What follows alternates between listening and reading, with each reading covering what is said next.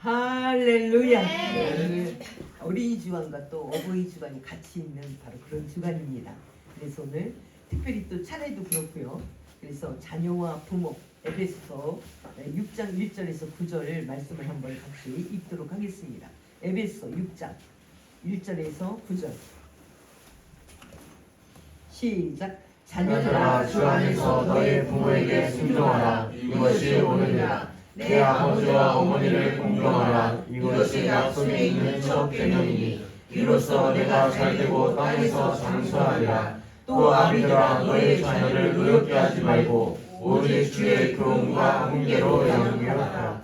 종들아 두려워하고 떨며 성실한 마음으로 주의 상전에게 순종하기를 일수롭게 하듯하라. 눈가림만 하여 사람을 기쁘게 하는 자처럼 하지 말고 그리스도의 종들처럼 마음으로 하나님의 뜻을 행하고 기쁜 마음으로 섬기기를 쉽게 하듯 하고 사람들에게 하듯 하지 말라. 이는 각 사람이 무슨 행을 하든지 종이나 자연이나 주께로부터 그대로 받을 줄을 압니다. 상전들아 너희도 그들에게 이와 같이 하고 위협을 주시라. 이는 그들과 너희의 상전이 하늘에 계시고 너희에게는 사람을 외모로 취하는 일이 없는 줄 너희가 알리라. 아멘. 네, 오늘은 자녀와 부모, 특별히 오늘 에베소 이 말씀이 1절에서 9절의 말씀이 자녀와 부모 또 상전 세상의 일에서 상전과 또 직원 사장님과 직원 이런 관계에서 어떻게 우리가 세상살이를 살아가야 하는지 오늘 특별히 이것은 하나의 일보다도 이 관계가 얼마나 중요한가 그리고 그 관계 속에서는 또 그 마음이 얼마나 중요한가 네, 이런 부분을 이야기하고 있습니다. 그래서 특별히 먼저 자녀들아 우리 어른들도 다 자녀 시절을 거쳤습니다. 그럼 자녀들은 부모님하고 어떤 관계를 가져야 되느냐? 주님 안에서 너희의 부모에게 순종하라. 특별히 말씀에서 벗어나지 않으면 부모님에게 순종하는 것이 본인에게도 복이래요. 물론 부모에게는 뭐 더할 것도 없죠. 하나님이 이렇게 하는 것이 반드시 옳으니라 이렇게 말씀하십니다. 부모에게 순종하는 것. 그러니까 크게 말씀에서 벗어나지 않는데 뭐 주일날 야야 내가 오늘 꽃 구경 가고 싶다 이러면 안 되지만 말씀에서 크게 벗어나지 않으면 무조건 부모에게 잘 순종하는 것이 틀림없이 옳은 일이래요. 그러면 여기에 대해서 하나님 뭐라고 말씀하시냐면 먼저 3절부터 읽겠습니다. 3절 시작. 이로써 내가 잘되고 땅에서 장수하리라. 아멘. 오늘 우리 길상현 성도님 우리 어머님 모시고 이렇게 나오셨어요. 어머님이 사실 삶을 얼마나 살아요. 그러면 길상현 성도님이 잘 된대. 집사님이 잘 된대. 네가 잘 되고 네가 땅에서 장수하는 길이 부모님에게 잘하는 거래요. 부모님은 로또입니다. 로또. 우리의 로또야. 부모님한테 잘하면 로또를 내가 맞는데. 할렐루야. 그러니까 부모가 로또인 겁니다. 근데 이걸 모르니까 말씀을 모르니까 저는 뭐 너희네 어디 돌아가시나 빨리 돌아가야 돼. 어려운 문제를 돈 좀 조금 들어오면 해결하지. 이렇게 막 벼락 맞을 소리를 하는 겁니다. 부모가 로또입니다. 하나님이 그 복을 하나님은 절대로 하나님은 실언치 아니하시고 변개치 아니하시는 하나님인 줄 믿습니다. 그 하나님이 말씀하시기를 내가 분명히 잘 된대. 그리고 땅에서 장수한대. 오래오래 산대. 이게 우리 인간들이 원하는 거 아니에요. 왜 병원에 가? 더 살고 싶어서. 한강은 그냥 죽든지 말든지 나잖아. 병원에 왜 가? 고쳐서 더 살고 싶어서. 근데 하나님이 확정 지었습니다.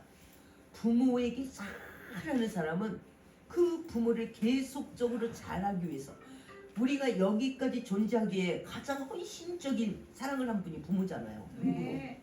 그래서 부모는 따지지 말고 당신이 나한테 클 때 이렇게 상처 주지 이거 할 것 없대. 그냥 나를 이 땅에 있게만 한 것만 해도 부모는 부모로서 우리에게 존경을 받아야 되고 우리에게 존중함을 받아야 마땅한 줄 믿습니다. 내가 저 최민수 이야기를 잠깐 들어봤어요. 유튜브를 통해 최민수. 그랬더니 최민수가 아버지가 여자를 여러 번 바꿨어요. 배우 최민수 여러 번 바꾸고 중학교 2학년 때 최민수가 나갔대. 그래갖고 대학교 때 들어왔대. 아버지가 한 번도 얼굴 못 보고 여자 바꿔가지고. 그런데 자기가 뭐라고 말하냐면 나는 아버지를 한 번도 원망하지 않았대요. 왜냐면 이렇게 폭넓게 생각하면 좋아. 그는 그의 삶이 있대요. 그러니까 내 입장에서 그가 잘했느니 잘못하느니 그럴 필요가 없대요. 나는 나대로 그러면 그런 대로 내가 살아나가면 된대. 그러면 억척스럽게 살아가야 될 것이고 저러면 안 된다는 생각을 또 할 것이고 나는 앞으로 잘해야겠다는 생각을 또 할 것이고 자기는 거기서부터 자기 나름으로 또 살아가면 된대요. 그래서 자기는 빈말이라도 아버지에게 원망을 한 번도 안 했대. 어느 날 이제 아버지를 처음 들어와서 만났대요. 근데 아버지가 야 민수는 어디 갔냐 그러더래. 아버지 내가 민수여 커가지고 그래서 이렇게 처음 아버지가 돌아와서 만났대요. 아버지 내가 민수여. 너 길상현 성도님 아들도 민수네. 길민수 최민수 길민수 내가 민수야 이렇게 말했다는 거예요. 그러니까 이 섭섭함은요 어떻게 보면 굉장히 섭섭하지만 거기에서 또 자기 나름대로 많은 것들을 발굴하면 또 그것처럼 아름다운 일이 없어요. 자수성가한 사람들이 굉장히 훌륭하잖아요. 자수성가. 부모님이 없으니까 뭐든지 내 힘으로 해야 되는 거예요. 뭐든지. 그러니까 창의적인 생각이 나올 수밖에 없죠. 또 부모 권세 있고 돈 많은 사람 여러분 그 애기 그 뭐냐 요즘 이렇게 삐딱하게 나가는 걔네들 금쪽이 걔네 없는 집 애들은 하나도 없어. 다 부잣집이고 다 너무너무 잘 사는 아이들이 다 금쪽이야. 가난한 집 애들은 그럴 새가 없어요. 그럴 새가 자기 존재 하나 일어나서 사는 거기에 목숨을 걸기 때문에 금쪽이 같이 뭐 누구를 패대기 치고 할 그게 없어. 그래서 정말 여러분들이 우리가 왜 피해 의식을 갖냐고. 하나님의 사랑이 얼마나 무궁한데 사랑을 봐야지. 사랑을. 최민수는 예수 잘 모르는 사람이 아버지가 미남이잖아요. 아주 연기 아주 짱이고. 그러니까 여자들을 수없이 받고. 그리고 야 민수는 어디 갔냐? 민수는 어디 갔냐 하는 그 아버지 앞에 민수 이렇게 커서 제가 민수예요. 이렇게 컸어요 아버지. 이렇게. 그러면서 산수에 가서 그러더라고. 이제 아버지 뭐 어디 가고 싶어도 못 가고 항상 여기에 짱 박혀 있다 우리 아버지. 어디 가고 싶어도 못 가고 더 이상 안 돌아다닌다는 거야. 자식 놓고 막 자기를 활량으로 막 돌아다니는. 이제 그거 못 한다는 거야. 이제 이 산수에서 가만히 계신데 우리 아버지가. 그러면 본인이 잘 되잖아요. 본인이. 그러니까 우리가 상처로 받자면 한이 없고 감사로 받자도 한이 없습니다. 할렐루야. 우리는 크리스찬으로서 어떤 눈으로 세상을 바라봐야 되고 그리고 말씀의 눈으로 이 세상을 바라보면 버릴 게 하나도 없잖아요. 예. 그러나 말씀의 눈이 아니라 감정의 눈으로 바라보면 업다운이 너무 커. 업다운이. 그것 때문에 내 사랑하는 사람이 많이 다쳐. 많이 다쳐. 그래서 특별히 우리 부모에게 원하는 것. 그거 조금 이따 하고요. 2절 한번 보겠습니다. 무조건 주 안에서 크게 틀리지 않고 주님 말씀에 빗나가지 않으면 근데 주님의 빗나간다면 문제는 된대요. 야 오늘 꽃두만인데 야 너 오늘 노는 날 야 꽃놀이 가자 이건 안 되지만 그러나 크게 주님 말씀 빗나가지 않은 선에서는 부모님에게 잘 순종하래요. 그것도 적극적으로 마음으로 순종하라. 2절에 내 아버지와 어머니를 공경하라. 이것이 약속에 있는 첫 계명이니. 아멘. 하나님이 10계명 중에서 1계명에서 4계명까지는 하나님과 우리 관계를 어떻게 할 것인가. 5계명에서 나머지 10계명까지는 사람과의 관계를 어떻게 할 것인가. 이 바로 이런 것인데 사람과의 관계 중에서 가장 먼저가 부모의 관계입니다. 부모님은 보이는 하나님이지. 보이는 하나님. 하나님은 우리에게 아낌없이 악인들까지도 해, 달, 별, 공기 이 모든 산천초목 모든 푸른 바다 이런 모든 것까지도 하나님은 모두에게 다 공급을 하시고 또 육의 부모는 어떠냐 아낌없이 우리에게 쏟아부어 주시는 자식의 며칠 전에 우리 이순영 집사님이 모처럼 이사가서 유리 입에 밥 들어가는 모습이 그렇게 예뻤다고. 뭐 유리가 그렇게 말 잘 들은 것도 아니요. 그런데도 내 새끼니까요. 내 새끼 입에 밥 들어가는 게 그렇게 이뻐. 그런 것처럼 육의 부모는 그렇대. 그러니까 이 부모가 무조건적인 사랑하잖아. 계산 안 해요. 부모는 자녀를 사랑하는데 네가 나 말 안 들었어? 하나 빼. 이렇게 안 해. 그냥 내 자식이란 그 자체에 무조건적으로 사랑을 해. 없어서 못 주는 거지. 그리고 걔가 빗나갈까봐 못 주는 거지. 무조건적으로 주고 싶어. 나보다 내 자녀를 모든 것에 우선해. 그런 부모에게 그런 그것이 그런 부모를 공경하는 것이 첫 번째 계명이래요. 그러니까 부모의 관계가 안 되는 사람은 하나님 관계도 안 된다고 보는 거래요. 보여지는 하나님 앞에 잘못하면서 어떻게 우리 하나님을 내가 사랑한다고 말하냐는 거예요. 그러니까 보여지는 부모는 아낌없이 자식에게 모든 걸 쏟아붓는, 그의 젊음을 계산하지 않아. 허리가 굽든 손이 부러뜨든 목숨이 앗아가든 막 탄광 속에서 막 그거 뭐 연탄 뭐 탄을 캐면 그 진폐증에 걸리잖아요. 그래도 자식을 교육을 위해서는 해요. 그 탄광 속 깊이 들어가요.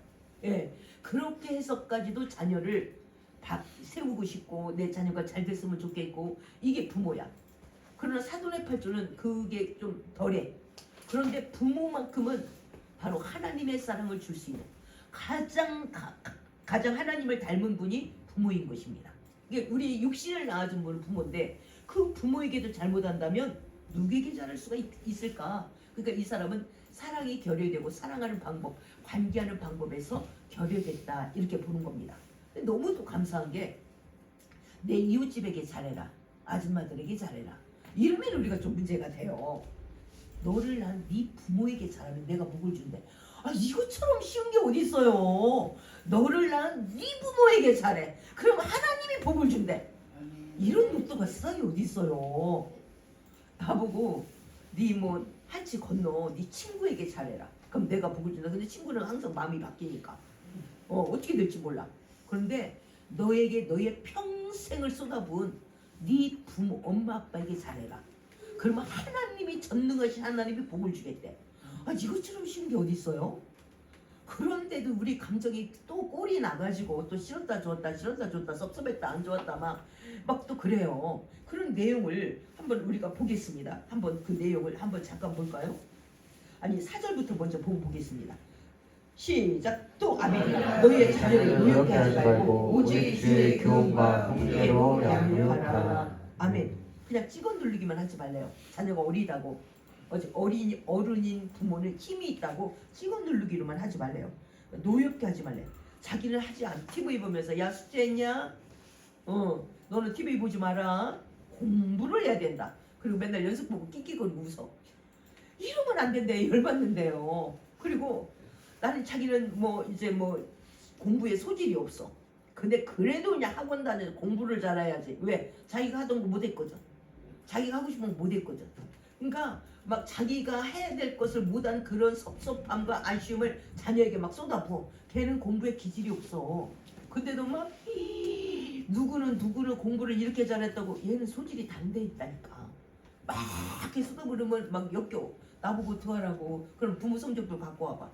부모는 다 잘했어? 그것도 아닌 거야. 그것도 아닌데 막 쏟아부어. 내가 너를 얼마나 사랑해. 너 잘 되라고 하는. 말은 또 그렇게 하지. 너 잘 되라고 하는 거라고. 너 잘 되라고 하는 거라고. 그렇게 명분을 붙여가면서 막 쪼아버리는 거예요. 그렇게 하는 것이 노엽게 되는 거래요. 걔의 하나님에 대한 부르심, 또 걔의 또 관계, 또 걔가 잘하는 것, 또 하나님께서 걔에게 원하는 것, 또 그가 소원하는 것, 이런 걸 해야 되는데 부모의 뜻이 얼마나 반영되어서 자녀를 쫓치고 가는지 몰라요. 네, 내가 하고 싶은 것, 못한 것, 내가 어떤 부분에 상처받은 것, 그럼 내 자녀를 통해서 수용해가지고 해내야 돼. 이런 것들로 하지 말래. 예, 하나님이 그에게 소원하는 것, 그에게 받고 싶은 것, 그의 기질, 그의 입장, 그런 상태, 이런 것을 좀 배려해가면서 그렇게 하라. 그럼 부모와 자녀의 관계 속에서 우리가 다시 한번 우리가 수없이 알고 있고 또 듣고 있는 그런 부분에 대해서 우리가 다시 한번 말씀을 한번 살펴보도록 하겠습니다. 누가복음 15장입니다. 누가복음 15장. 네. 11 내용은 너무나 잘 알고 있는 거니까 한번 읽지 않고 그냥 설명만 한번 하도록 하겠습니다. 11절 12절 읽겠습니다. 15장 시작. 또 이르시되 어떤 사람에게 두 아들이 있는데 그 둘째가 아버지에게 말하되 아버지여 세상 중에서 내게 영광을 품기를 내게 주소서한지라.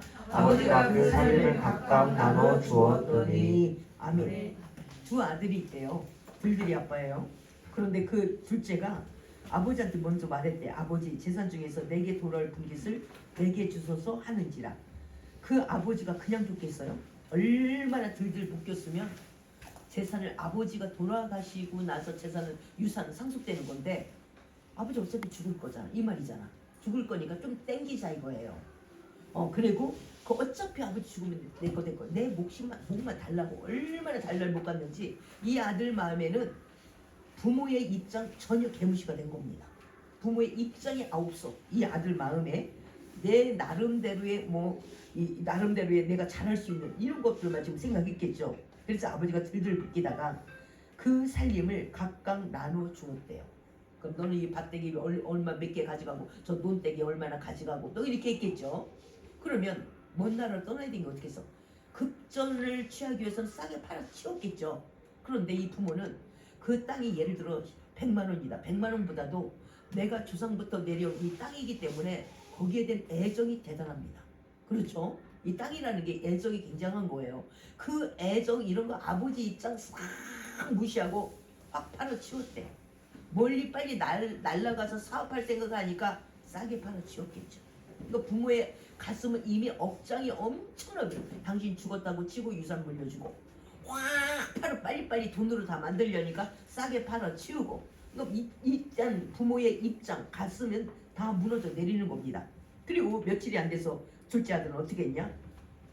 13, 14, 15, 16까지 시작. 며칠이 후로 둘째 아들이 재물을 다 모아가지고 먼 나라에 가 거기서 화랑방탕하여 그 재산을 낭비하더니 다 없애고 그 나라에 크게 힘들므로 그가 비로소 공핍하니라. 가서 그가 백성 중 한 사람에게 붙어 사니 그가 그를 돌로 보여 돼지를 치게 하였는데 그가 돼지 먹는 지역 열매로 배를 채우고자 하니 주는 자가 없는지라. 아멘. 그가 어떻게 했어요? 막 이제 막 생각이 막 돌아만 가죠.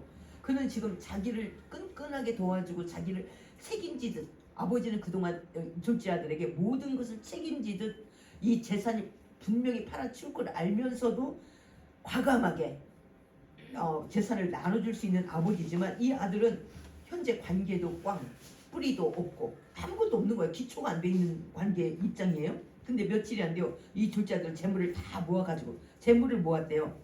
다 팔아치웠다는 거죠. 팔았다는 거예요. 그리고 먼 나라, 간섭받지 않는 먼 나라에 갔습니다.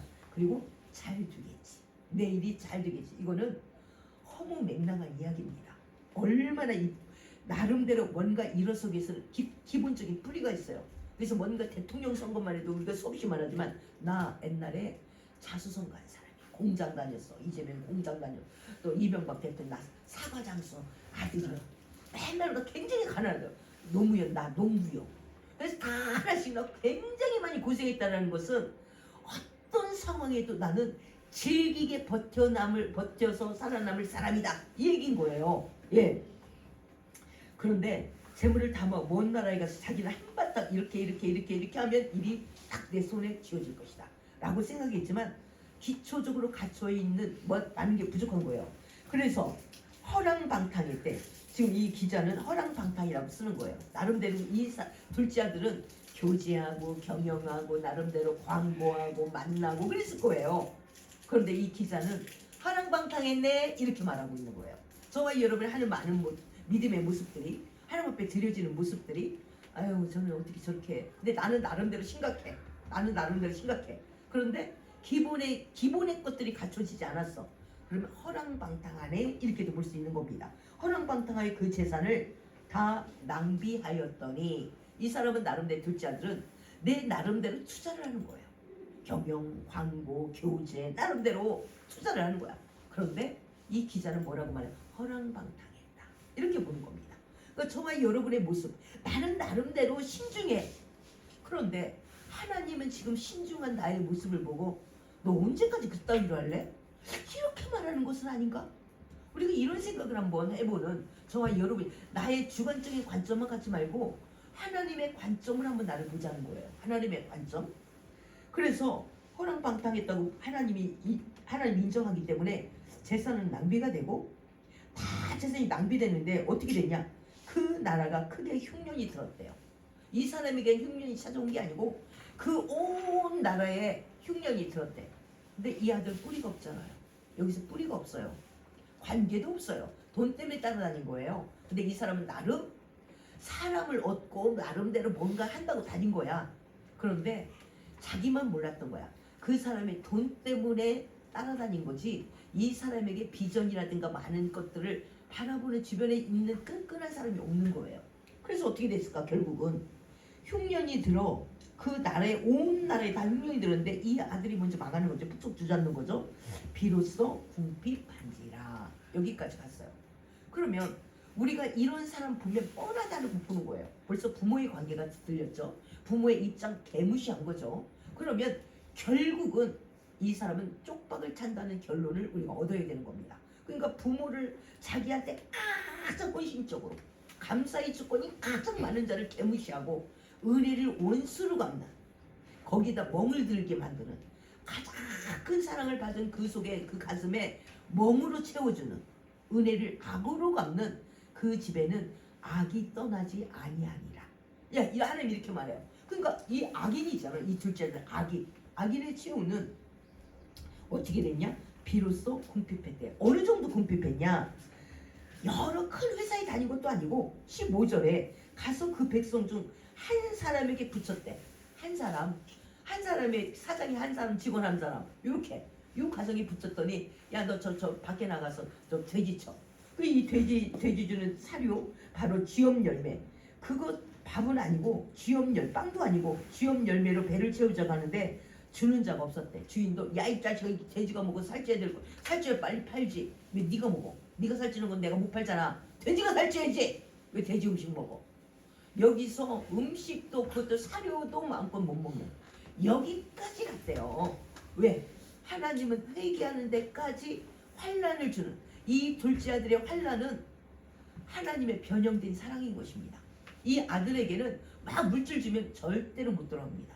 구원도 없습니다. 그래서 이 아들은 환난을 맞이하는 게 최고의 큰 축복인 것입니다. 할렐루야. 그러니까 저와 여러분 어떤 것도 하나님이 나에게 다가오는 것은 다 복이라니까요.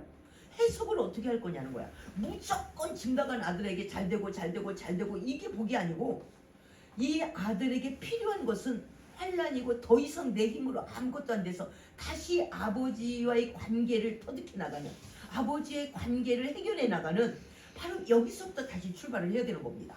그래서 이 아들은 집 나간 아들 지금 아주 막 꼬이는 거죠. 돈 떨어지니까 흉년까지 온 거예요. 거기다가 사료까지도 맘대로 못 먹어요. 이러니까 드디어 여기서 아버지 생각을 한 거예요. 17절에서 시작. 이에 스스로 돌이켜이르되 내 아버지에게는 양식이 풍족한 풍권이 얼마나 많은가. 나는 여기서 죽여주는구나. 내가 일어나 아버지께 전거이르되 아버지와 내가 아버지의 죄를 지었어. 지금부터는 아버지의 아들이 받을 벌을 감당하지 못하겠나이다. 나를 풍권의 하나로 웃어서 하리라. 이에 일어나서 아버지께로 돌아가니라. 아직도 허리가 먼데 아버지가 아들을 보고 친히 여겨 달려와 목을 안고 입을 맞추니 아들이 이르되 아버지 내가 하늘과 아버지의 죄를 지었사오니 지금부터는 아버지의 아들이라 일컬음을 감당하지 못하겠나이다 하나 아버지는 종들에게 이르되 좋은 짐을 입히고 손에 가지를 끼우고 발에 신으리라. 아멘. 예. 지금 아버지는 이 아들이 망하고 돌아올 걸 알았어요. 왜? 아버지는 삶의 경륜이 있잖아요. 얘가 모든 관계할 줄도 모르고 돈을 어떻게 쓸 줄도 모르고 제대로 투자 경영을 해본 적도 없고 또 온전한 친구도 없고 너무 잘 알아. 그래서 아버지는 차라리 네가 인간 되려면 그래 한번 가서 망하고 네가 그토록 원하니까 한번 갔다가 내가 돈이 망가지더라도 내가 다시 얻은 아들을 네가 이 돈을 버려서는 네가 인간만 된다면 그리고 세상에 호락호락하지 않는다는 걸 이론으로 안 되면 경험을 통해서 배워와라. 아버지가 큰 투자를 한 거죠. 그래서 아버지는 이 아들이 망할 줄 알아서 날마다 기다렸대요. 네. 아직도 20절 그렇게 말해요. 이에 일어나 아버지께 돌아가자는데 아직도 거리가 먼데 아버지가 그를 보고 측은히 여겨 달려가 목을 안고 입을 맞추니 기다렸대요. 이 아버지가, 이 아들이. 예. 이 아들 굉장히 복을 받아서 물건을 생각도 안 했대. 이 아버지 수준만 해도 알아. 근데 이 아들은 그걸 몰라요. 그래서 이 연륜을 무시하지 못하는 겁니다. 연륜은 굉장히 중요한 겁니다. 왜? 내가 살아온 흔적에서, 내가 살아온 경험을 통해서 많은 것들을 체험으로, 체험으로 그것을 깨달아내는 거죠. 그래서 이 아버지는 이게 지금 보람인 거예요. 그 돈을 잃어버렸지만 아들은 찾았어. 아들의 마음도 돌아왔어. 이게 너무 기뻐서 이 아버지는 이 모습을 뭐라고 생각했냐면, 잃었다가 얻은 아들. 24절로 보는 거예요. 24절. 시작. 내 이 아들은 죽었다가 다시 살아났습니다. 내가 잃었다가 다시 얻었노라.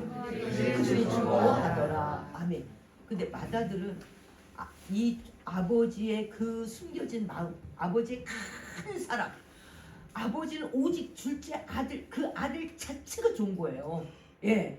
근데 큰 아들은 돈이 더 커요. 둘째 아들, 내 동생이라는 것보다도 이 다 털어먹고 온 아들이 뭐가 기뻐서 잔치를 해줘? 그리고 삐쳤어요. 한번 볼까요? 네. 그래서 아버지가 막 잔치하는 걸 보고 화가 났어요. 26절부터 보겠습니다. 26, 27 시작. 한쪽을 불러 이 무슨 일인가 물은데 대답하되 당신 동생이 돌아왔으니 당신의 아버지가 건강한 그를 다시 받아들이게 되므로 다시 송아지를 잡아말리라 하니 그가 노하여 들어가고자 하지 아니하거늘 아버지가 나와서 하는데 아버지께 대답하이르되 내가 너의 아버지를 섬겨 명을 얻기 없거늘 내게는 염소 새끼라도 주어 나와 내 것으로 즐기게 하신 일이 없더니 아버지의 살림을 장녀들과 함께 삼켜버린 이 아들이 돌아오매 이를 위하여 살찐 송아지를 잡으셨나이다. 아멘. 이 큰아들, 지금 이 아버지가 그동안 얼마나 외로웠을까. 아들이 둘이나 되는데 이 두 아들이 다 아버지의 가슴에 멍을 들이게 만드는, 멍으로 그 아버지 앞에 들여지는 이 모습을 볼 수 있어요. 아마 주변 사람 그러죠. 아유 참나 큰아들은 효자예요. 큰아들 효자. 아유 뭘요, 아버지 연주했으니까 제가 일하는 게 마땅하죠. 서로 이렇게 가식적으로 살아갔지만 이 큰아들은 오직 둘째 동생과 상관없습니다. 돈 나간다 이거예요. 내 살림을, 아버지 살림을 팔아치웠다는 거야. 둘째 아들 아버지는 건강한 모습으로, 회개하는 모습으로 돌아온 둘째 아들 그 자체가 중요하고, 큰아들은 살림을 팔아치운 아들.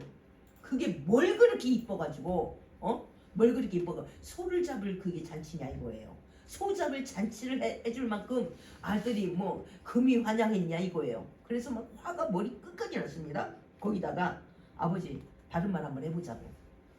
내 친구, 내가 이렇게 아버지 살림 돌봤고, 내가 아버지 맨날 일하고 아버지 식사 차려드리고 하는, 그런데 그런 효자인 나에게 내 친구 초대해서 한번 잔치 한번 해줘봤어요? 그런데 집 나가서 아버지 삶에 해치운 저 새끼가 뭘 잘했다고? 송아지를 잡아. 아버지 송아지가. 아버지 손 들으세요. 벌 쓰세요. 아버지 훈계 받으셔야 돼요. 너무 잘못했지 않아요? 첫째, 내 친구들에서 환영 안 해줬어요. 잔치 안 해줬어요. 둘째, 내 아버지 세상 해치운 놈에게 어떻게 송아지를 잡아 잔치를 해줘요? 아버지 회개하세요. 지금 이 말인 거예요.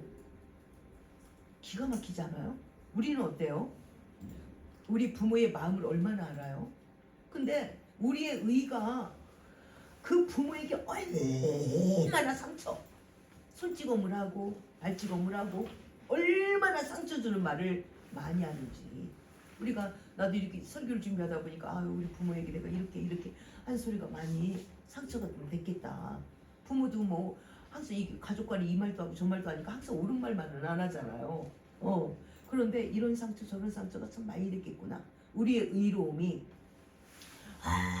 얼마나 상대방을 멍들게 때려버리는 그 모습 아니냐. 어떻게 여기서 내 친구에게 내 벗으로 즐기게 하신 일이 없더니 땅 팔아온가. 아버지 나도 땅 팔아먹으면 잔치해 줄래요? 이런 거죠. 기가 막힌 이 큰아들. 지금 아버지는 이제 둘째 아들은 그동안 둘째 아들 때문에 울고 있었다가 이제는 웃었어요. 이제부터는 큰아들 때문에 울고 있어요. 아버지는 두 아들이 있으나 다 어떻게 보면 없는 아들 같아. 바로 이 모습에 아버지는 늘 울고 있는 아버지야. 근데 큰아들은 전혀 모르지 아버지의 마음. 나는 효자야. 나는 저 둘째 아들 같지 않아. 나는 절대로 아버지 재산 팔지 않아. 나는 절대로 성실하게 일할 거야. 내가 땅을 사면 샀지 나는 안 해. 그런데 아버지는 어떻게 이렇게 내 속을 모르고 내 친구들 불러다가 잔치를 안 해줄까? 기가 막히지 않아요? 아버지 마음이 정말 효자라면 마음부터 챙겨야 되잖아요. 아버지 마음이 잘 기다리고 있어. 도로가에 나가서. 아, 둘째 아들이 그렇게 기다리시는구나. 둘째 아들을 한번 수소문해볼까? 이런 것도 없어. 어떻게 저런 놈이 들어오는데 신발을 사줘? 저런 놈에게 소를 잡아줘? 이것밖에 없어요. 그러니까 오직 돈으로 계산하자는 거야. 돈이. 그리고 나는 효자래. 변하지 않아. 나는 굳건하게 효자래. 왜? 내가 밥 차려줬지.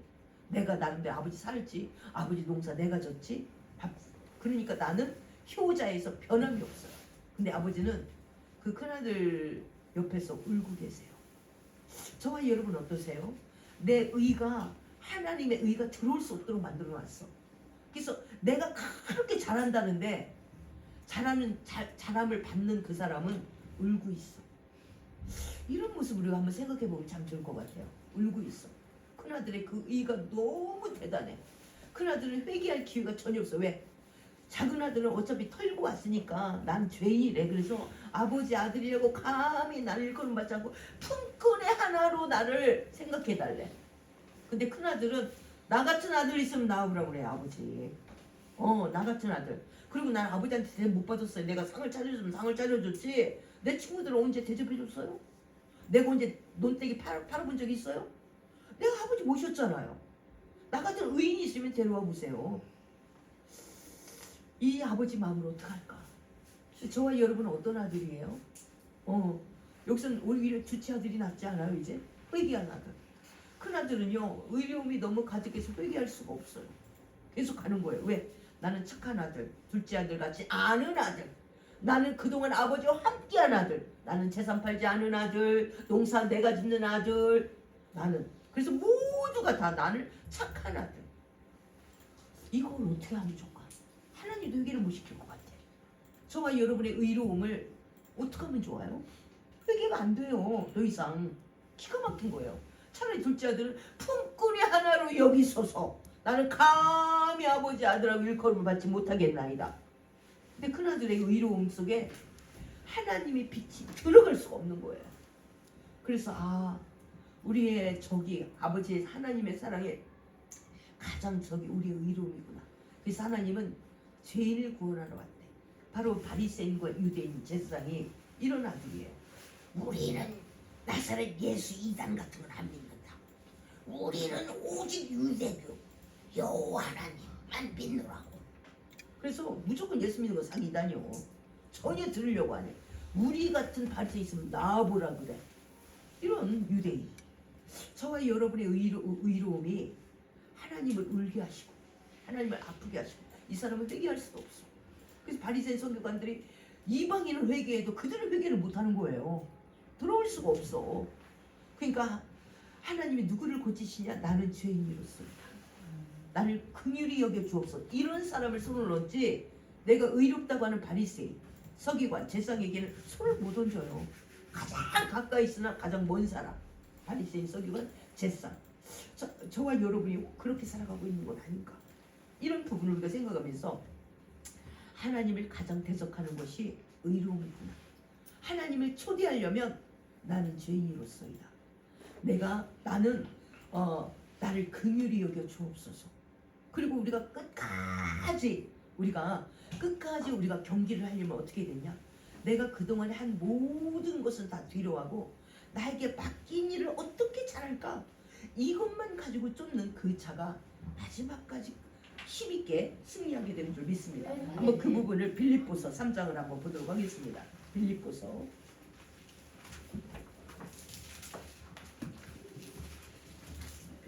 3장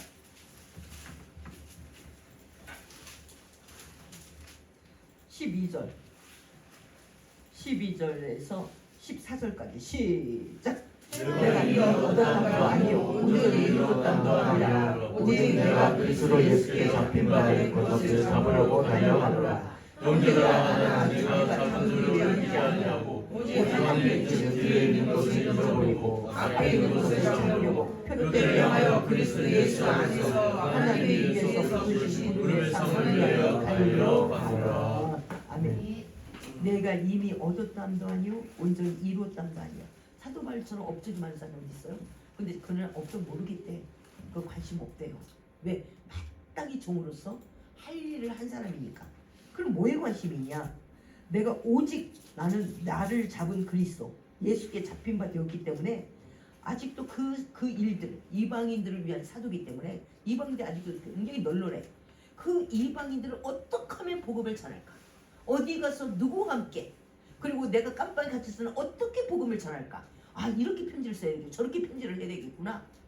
이런 일 때문에 오직 한 일을 뒤에 것을 잃어버리고 앞에 하나님이 나에게 사명으로 준 그 일을 잡으려고 표대를 향하여 그리스도 예수 안에서 하나님이 위에서 부르신 부름의 상을 위하여 달려가노라. 그래서 완주할 수가 있었던 것입니다. 내가 한 일만 생각한 사람은 다 산 사람이야. 다 산 사람. 한번 이제 원기옥 집사님이 나한테 이런 말을 했어요. 목사님 이인 장로님이 목사님을 만나기 원한다고 해서 왜? 그랬더니 자기가 이때까지 일한 것을 생각하면 2천만 원을 목사님한테 받아야 된다는 거야. 나도 이랬어. 그럼 난 누구한테 받아? 나도 이랬어. 난 누구한테 받지? 너도 하나님한테 받아. 나도 하나님 앞에 받을게. 그러니까 나 만날 거 없다고. 나는 안 만날 거야. 왜? 그도 나 종이고 나도 하나님의 종이야. 우리는 종으로서 일한 거예요. 하나님 앞에 받아야지. 안 그러면 귀등이 조금 배수 줘? 2천만 원어치? 어디 귀등이? 교회? 아무것도 아니잖아. 왜 내 종처럼 말을 해? 다 하나님께 있어요. 그러니까 하나님은 뭐라고 그러냐? 하나님이 그 부분에 대해서 반드시 보상을 한대요. 뿌린 대로. 하나님이 그 일에 대해서 반드시 하나님께서 그 일들을 갚아주시게 되는 줄 믿습니다. 할렐루야. 내가 어떤 식으로 하나님 앞에 했든. 그래서 우리가 하나님이 보였다가 사람이 보였다가 하나님이 보였다가 사람이 보였다가 하나님의 패턴으로 모든 것이 보였다가 또 인간의 패턴으로 돌아갔다 이러니까 이게 막 중구난방이 되고 엉망진창이 되는 거예요. 그래서 14절에 사도 바울 어떻게 그렇게 완주할 수가 있냐? 마지막 죽는 시간까지 월세방에서 있었잖아요. 14절 때문에 그렇습니다. 시작. 표대를 향하여 그리스도 예수 안에서 하나님을 위해서 부르신 부름의 상을 위하여 달려가노라. 아멘. 사도 바울은 천국을 확실히 믿은 거죠. 그러니까 우리도 천국을 믿었다 안 믿었다 하기 때문에 자꾸 인간의 생각이 들어오는 거예요. 그래서 믿음이 굳건한 게 얼마나 중요한지 그리고 뿌리가 깊은 것이 얼마나 중요한지. 대추나무는 그렇게 고추대같이 뭐 이렇게 얇아요. 그래도 대추나무가 바람 불면 휘기는 해도 절대로 뿌리는 안 뽑힙니다. 왜 그러냐? 감나무, 밤나무를 막 쭉쭉 뽑혀. 대추나무는 5년 정도 깊이를 걷는데요. 싹이 안 나는데 잘 5년 동안에는 막 뿌리가 내리고 서로 자기들끼리 얽히고 설키고 얽히고 설키고 그래가지고 사람들이 그런데 지진이 나면 대추나무 밭으로 가라고. 거기는 무너지지가 않고 땅이 갈라질 수가 없대. 뿌리가 지네끼리 얽히고 설키고 관계가 형성됐고 깊이가 형성 5m를 간대. 그러니까 깊이와 관계가 점점하게 돼 있기 때문에 대추나무가 아니라 대나무는 절대로 휘지가 않고 대나무는 뿌리가 뽑히는 일이 없다는 거예요. 그러니까 정말 여러분들이 한 땀 한 땀 우리의 모든 환란을 즉흥적으로 육안으로만 해석하면 육안으로 해석한 것을 자기만 알고 있잖아. 왜 육안으로 나는 육으로 이렇게 봤어. 근데 하나님은 어떻게 볼까? 그게 항상 틀린 것 같아. 주의 종이 말에 틀린 것 같고 하나님 말씀도 틀린 것 같고 때로는 옳고 내가 기분 좋으면 오라. 내가 뭐 육으로 좋은 말하면 오라. 근데 내게 육으로 틀린 말하면 싫어. 아닌 것 같아. 그러면 널 언제까지 왔다 갔다 할 거냐? 내가 좋아 보이지 않아도 하나님의 말씀은 늘 옅니다. 할렐루야. 내가 특별히 이제 불순종을 올해는 아니요 1년은 안 갔지 한 3개월 정도 간 불순종이 있어요. 어떤 불순이에요? 나는 내가 직접 목회하기를 원하노라. 이 말을 직접 했다. 하나님께서 나에게 40일 처리했을 때 직접 했어요. 이번만큼은 내가 하나님 이번만큼 틀렸어요. 내가 언제 순종 안 해본 적 있어요? 하나님? 내가 열심히 안 해본 적 있어요? 내가 죄종 아니라고 내가 놀았어요? 내가 전도왕 있잖아요. 그런데 아니 무슨 죄종을 하게 하라고 그래요. 안 해도 전도 열심히 한다니까. 이번만큼은 하나님 틀렸어요. 내가 이거를 한 3개월 동안 갔어요. 근데 내 법이 있잖아요. 하나님 이길 수도 없고 이겨서도 안 된다. 내 법이 있잖아요. 그리고 내가 이겼다가는 내가 죽어 나간다는 것도 알아. 내가. 그래서 그래? 한 달 3개월 동안 매일 잠을 못 자. 이것 때문에 막 생각이 오늘은 안 하겠다. 안 하면 죽지. 내일은. 이제 이러다 죽지 내가. 그래서 죽으면 죽었지. 내가 어떻게 해? 이랬다가. 그래도 죽는 것보다는 하는 게 낫지? 이러다가 한 3개월 어떻게 갔어요. 그러다가 나보다 나를 더 잘 아는 하나님이 그럼 나한테 왜 시킬까? 하나님이 나보다 바보야? 그러면 내가 나를 알고 있지. 나도 알아. 그렇지만 하나님보다 나를 더 잘 알겠어 내가? 그럼 하나님이 아는 김옥경이는 누구냐는 거야. 이걸 대해서 내가 조사를 하기 시작했어요. 하나님이 아는 김옥경이가 누구냐? 착각다. 그리고 내가 기도하고 내가 전도하고 내가 밥하고 내가 청소하고 개척교회 너무 괜찮은 거야. 내가 밥하고 내가 운전하고 내가 청소하고 내가 설교 준비하고 내가 전도하고. 우리 장로님을 목사시키면 빨리 기도하라니까 전도하라니까 언제 하냐 우리 장로님이. 그래서 내가 발로 찰 수도 없고 매일마다 차라리 내가 하고 마는 게 100번 낫다. 그리고 내가 다 잘하는 거야. 청소 개척교회 얼마나 밥하고 내가 청소하고 내가 운전하고 내가 전도하고 내가 신방 가고. 야 나는 하루에 내가 상급을 막 5개 6개를 막 통째로 쌌네. 내가 다 잘하는 거야 그거. 그러네. 그리고 장로님은 돈 벌어와. 재정 걱정할 것도 없네. 할렐루야. 그래서 그랬네. 할렐루야. 내가 해요. 근데 하나님이 목사하세요? 내가 전도사 할 테니까. 근데 발에 탄내가 나도록 할게요. 근데 하나님은 하나님이 우리 교회 담임 목사 하세요. 내가 추대할게요. 그렇게 해가지고 개척을 했어. 근데 그게 3개월을 쥐치락바치락. 그에 순종을 못해. 아무리 생각해도 하나님이 틀렸어 이거는. 근데 저와 여러분도 그런 거 같아요. 기도하다 보니까 아무리 말해도 그건 목사 말이 틀리지. 어떻게 맞아? 내 생각이 오라. 나는 지금 근시 아니야. 여기밖에 안 보여. 6으로 플러스 마이너스해서 답이 나오는 것만 맞아. 근데 하나님은 모든 경륜, 하나님의 경륜으로 내 앞뒤 옆까지 다 내 미래까지 보고 지금 모든 걸 결정하는 하나님인 줄 믿습니다. 내가 나를 못 보는 부분까지 다 보시고 그 일들을 계획하고 진행하는 하나님인 줄 믿습니다. 할렐루야. 그러니까 저와 여러분들이 우리 하나님의 계획 안에서 하나님이 이 일을 맡기면 할 수 있는 능력을 주니까 앞에 것을 먼저 생각하잖아. 그럼 하나님이 이 일을 맡겨? 할 수 있는 능력을 주지. 어떻게 그 하나님 일을 하시지?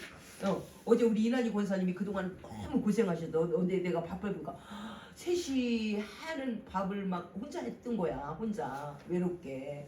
근데 어제 막 3시 밥을 했어요. 근데 이제 또 놀라운 것도 발견한 거예요. 그 중에 식당 사장님이 계시더라고. 몰랐어요 나는 전혀. 그런데 막 일을 막 해치워. 나는 막 여기 마늘 까고 있으면 저분은 벌써 다 해치웠어. 일할 줄 모르니까 막 시다발이도 손발이 안 맞는 거야. 그래서 전직이 뭐 했어요? 그랬더니 나 식당 했다는 거야. 식당. 와 과감하게 해야 돼. 넘진 일을. 막 보이지도 않는 걸 이건 이렇게 놨으면 좋거든. 나는 몰라요. 난 그런 거 난 몰라. 뭐는 어디냐고 어디 난 그것도 몰라. 그냥 찾아가면서 와 일을 잘하대요. 그러면서 이제 계속 그러면 이 일을 하면 좋겠다. 토요일 날은 우리가 하면 좋겠다. 그랬더니 좋대. 자기가 뭐 특별한 일 꼭 빠져야 될 일 아니면 다음 주에는 어디 뭐를 해야 된대. 그런데 자기가 하겠대. 그래서 오늘 너무 고생했다 그러니까 멀쩡할 때 내가 나이가 계속 멀쩡할 수 있는 나이가 나랑 비슷하니까 내가 그래도 기운이 될 수 있는 한은 해야 되지 않냐. 기운이 없을 때도 올 건데 나한테 내가 기운이 닿는 한 해야 되지 않겠니. 이것도 야 그리고 어차피 놀면 뭐하니. 손주 데리고 왔는데 놀면 뭐하냐는 거야. 우리 들어오라는 데 없어요. 키즈스쿨을 갈 거야. 어린이스쿨을 갈 거야. 우리가 밥이나 해야지 밥. 그래도 자연스럽게 또 상급을 쌓을 수 있는 일이 있으니 그래서 내가 참 얼마나 감사한지 우리가 계속 늙는데 머리가 안 돼도 안 되고 관절이 와도 안 되는 거예요. 치매가 와도 안 되고 다리와 머리가 멀쩡해야 우리를 시켜주는 거예요. 그러니 내가 할 수 있을 만한 때 이 일하는 게 얼마나 감사하냐. 그러니까 자기가 특별히 어디 가는 날이 있대. 그 날만 빼고 와서 봉사를 하겠다는 거예요. 얼마나 감사한지. 야 과연 참 은혜다. 식당 일 원래 식당 일 사장 있으니까 얼마나 잘해. 막 확확 막 밀어붙여. 두 목사님은 막 옆에 피해가면서 꾸무럭꾸무럭하고 이분이 거의 다 했어요. 그래서 야 하나님 얼마나 감사하냐. 그리고 어린이 주간이잖아요. 이 어린 다음 세대 백지우에 아름다운 그림을 그리는 것이 얼마나 귀할까. 그래서 어제도 이제 VIP 어린이 팀에 한 명 먼저 오라고 하는데 이제 뭐 돈이 없다고 뭐 안 와서 그냥 내버려 뒀어요. 근데 어제 이제 내가 오라고 그래서 밥 먹을 때부터 오라고. 왜냐면 스쿨을 참여시킬 수가 없어. 밥 먹을 때부터 가라. 근데 얘가 타고는 싶은데 못 하는 거야 이거를. 근데 그걸 보면서 딱 이 엄마가 그러는 거야. 할머니가 다음엔 학기는 언제 시작해요? 부러운 거야. 내 손자가 부모가 내 팽개쳤거든. 부모가 내 팽개쳤거든. 그래서 지네들끼리 막 돈 번다고 해서 막 와보지도 않아. 엄마 믿거니 하고. 그래서 할머니하고 살아. 그런데 얘가 타고는 싶은데 집에 가자고 해도 안 가고 타지도 못하고 뭐 먹지도 못하고 이렇게 하고 있는 거야. 그러니까 너무 안타까운 거야. 그래서 다음 학기는 언제 시작하냐고 이렇게 묻고 갔어. 그래서 9월에 한다고. 왜? 그렇게 이런 모습을 안 보고 자기가 제한시킨 거야. 아유 돈이 없어서요. 근데 돈 내줄게 이렇게는 안 했거든. 나도 안 했어. 그래갖고 못 왔어. 그리고 이번에 그냥 오라고 이거나 타라고 보니까 애가 하고는 싶은데 밖으로 도는 거야. 어울리지도 못하고 자꾸 내 또래 있냐고 이렇게 하면서 어울리지도 못하고 접근하지도 못하고 이런 모습 보고 안 되겠다. 자기가 이제 생각을 한 거예요. 우리 손자가 이렇게 따로 있지 않게 하고 어울릴 수 있도록 할머니가 방해를 했구나. 이제 다음에는 꼭 등록해서 애들하고 어울리게 하게. 그래서 다음 주에도 1시까지 이 다음 주 한번 뛰고 1시까지 오셔. 식사하시고 노는 거 하라고 했어. 노는 거. 어린이 스쿨을 못 들어오니까. 그렇게 우리가 나갔어요. 그러니까 우리가 때로는 우리가 나름대로 잔머리 쓴 것이 때로는 상대방에게 얼마나 화근이 되는지 우리가 하나님의 정답을 물어보지도 않고 내 임의로 우리는 근시안이잖아요. 우리 앞에 것밖에 몰라. 육적인 조건밖에 몰라.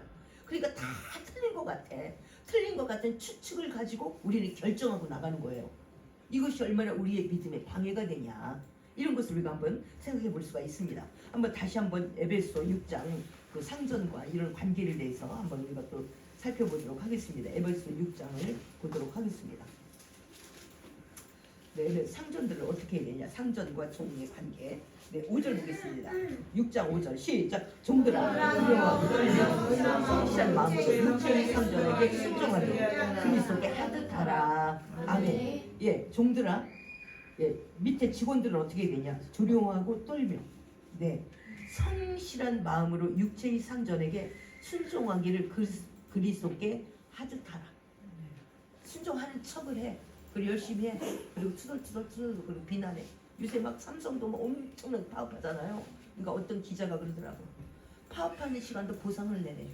월급을 쳐주라는 거야. 파업하는 시간도. 왜? 나 집에 있지 않았으니까. 미친 짓거리를 하는 거잖아요. 그러니까 이재용이가 나 로봇으로 다 바꿀 거야. 이렇게 나가는 거예요. 어떻게 하면 좋아? 안 그러면 떠날 거야.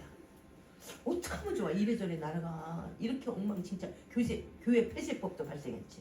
근데 그 헌법 개정되면 그냥 공산화가 완전히 되는 겁니다. 거기 언제 헌법에 따라 다 징역 보내고 다 할 거니까. 육체의 상전에게 순종하는 것 같이 보이는 데서는, 그리고 뒤에서는 불평 불만이 많고 뒤집어 엎어.